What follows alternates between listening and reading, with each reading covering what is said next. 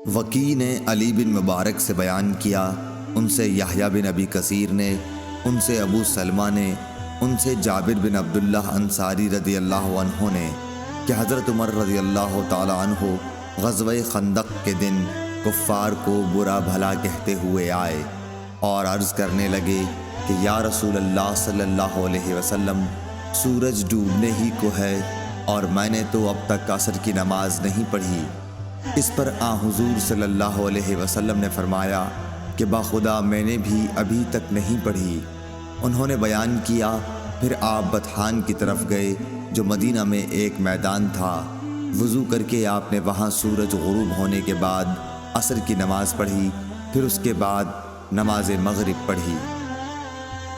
عبدالعزیز بن صہیب اور ثابت بنانی نے بیان کیا، ان سے حضرت انس بن مالک رضی اللہ عنہ نے بیان کیا کہ رسول اللہ صلی اللہ علیہ وسلم نے صبح کی نماز اندھیرے ہی میں پڑھا دی، پھر سوار ہوئے، پھر آپ خیبر پہنچ گئے اور وہاں کے یہودیوں کو آپ کے آنے کی اطلاع ہو گئی اور فرمایا اللہ اکبر، خیبر پر بربادی آ گئی۔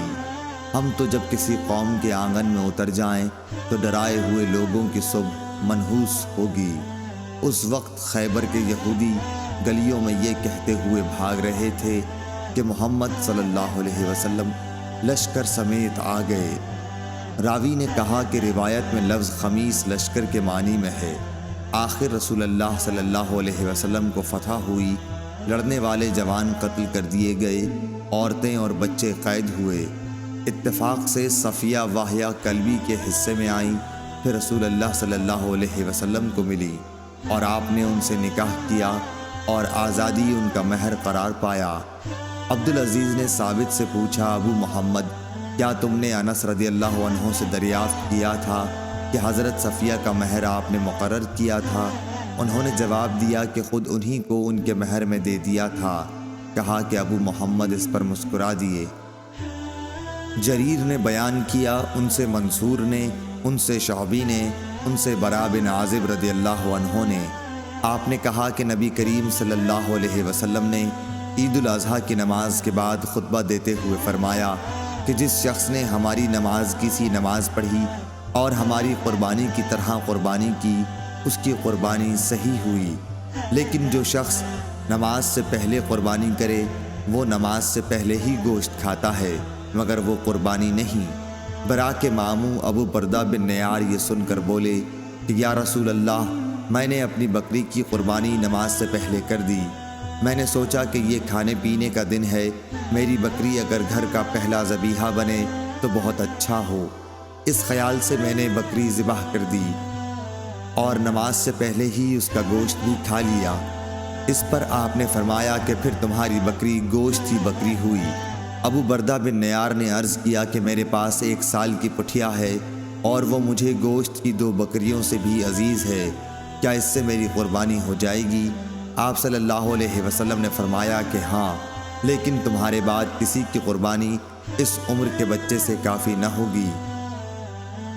زید بن اسلم نے خبر دی، انہیں ایاز بن عبداللہ بن ابی سرح نے، انہیں ابو سعید خدری رضی اللہ عنہ نے، آپ نے کہا کہ نبی کریم صلی اللہ علیہ وسلم عید الفطر اور عید الاضحیٰ کے دن مدینے کے باہر عیدگاہ تشریف لے جاتے تو سب سے پہلے آپ نماز پڑھاتے۔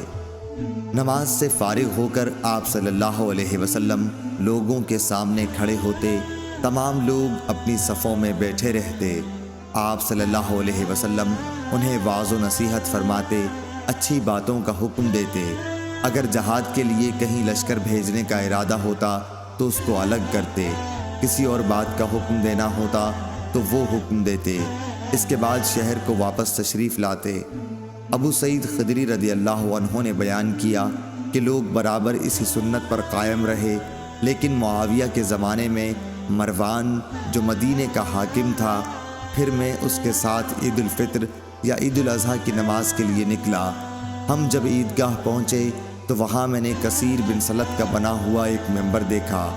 جاتے ہی مروان نے چاہا کہ اس پر نماز سے پہلے خطبہ دینے کے لیے چڑھے، اس لیے میں نے ان کا دامن پکڑ کر کھینچا اور لیکن وہ جھٹک کر اوپر چڑھ گیا اور نماز سے پہلے خطبہ دیا۔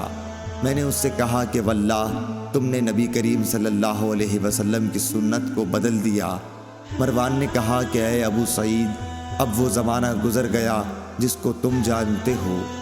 ابو سعید نے کہا بخدا میں جس زمانے کو جانتا ہوں اس زمانے سے بہتر ہے جو میں نہیں جانتا۔ مروان نے کہا کہ ہمارے دور میں لوگ نماز کے بعد نہیں بیٹھتے، اس لیے میں نے نماز سے پہلے خطبے کو کر دیا۔